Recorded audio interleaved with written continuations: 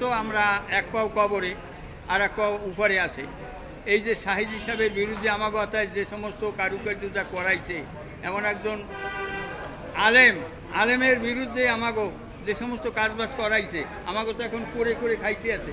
কবরে পড়ছি, আমাদের আত্মীয় স্বজন যারা আছে, পাড়া প্রতিবেশী, দেশবেশী, সবাই আমাকে ঘৃণা করে, ঘৃণার পাত্র হইয়া দাঁড়াইছি। তা এখন চিন্তা করি যে এখন ঘৃণার পাত্র হইয়া দাঁড়াইছি, শেষ বয়সে যদি একটু মানে দেশের কাছে, জাতির কাছে, সবার কাছে বলতে পারি যে না, সাহেদি সাহেব ভালো লোক ছিল, আমরা তার জন্য আমাকে যে কাজ করাইছে এই কাজটা সম্পূর্ণরূপে আমাকে মানে হুমকি দিয়া, অস্ত্র ধরাইয়া, পিস্তল ধরিয়া এই সমস্ত করে। যেমন মাহাতাব বলল এরকম সানাউল্লাহ বাস্টার পর্যন্ত গাইতেছে, আমাকে কইছে বোধাই বাংলা কথায়, আমাকে ওই লিখে দিয়েছে, আমরা বলতে পারি নাই। হ্যাঁ, এগুলার পরে আর ইয়া মানে অবান্তর গালাগালিও করছে, কিন্তু কর্ম কি করার তো উপায় নাই কিছু। যখন আইনেই ফালাইছে, আমাকে অনেক দিন পর্যন্ত রাখছে, রাখিয়া থেকে এইভাবে পড়াই দিয়েছে, তারপরও আমরা ঘুরাই দিই, তারপরও দেখি যে জীবনের কোনো আমাকে নিরাপত্তা নাই। এই বিদায় করতে আমরা বাধ্য হয়েছি। হ্যাঁ, চিনতাম, একজন বক্তা হিসেবে চিনতাম ওনাকে।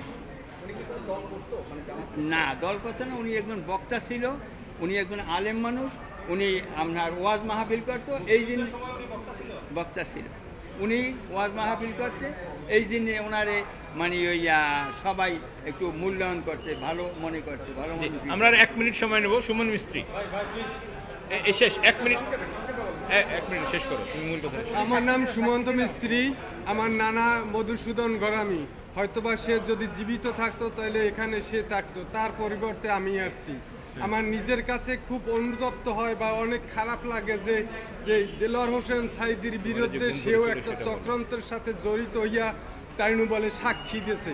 নিজেকে কখনো আমি ক্ষমা করতে পারি না, কারণ সে এমনই একটা ব্যক্তি ছিল, আপনারা সবাই জানেন, তার ভিতরে রাজাকার তো ভালো, দুর্নীতির কোনো অভিযোগ তার ভিতরে ছিল না। কিন্তু এই যে আওয়ামী লীগ সরকার বা প্রধানমন্ত্রীর চক্রান্তে সে একজন রাজাকার হয়েছে, সে দীর্ঘদিন জেলখানায় কাটাইছে এবং মৃত্যুর আগ পর্যন্ত সে জেলখানায় ছিল। সেজন্য নিজেরে ক্ষমা করতে না পাইলে আমি এইখানে আইসা আপনাদের সবাইরে জানাইতেছি এবং মিডিয়ারে জানাইলে দেশবাসী জানবে, সেই জন্যই আমার এখানে আসা। আমি আমার প্রধান বিচারক বা সবার কাছে আমি বিশেষ অনুরোধ করতেছি যে এই হুজুরের যে শাস্তির ইতে যারা জড়িত আছে সবার যেন শাস্তি হয়। ধন্যবাদ আপনাদের সকলকে, ধন্যবাদ। জি, আচ্ছা একটু আমি একটু বলি,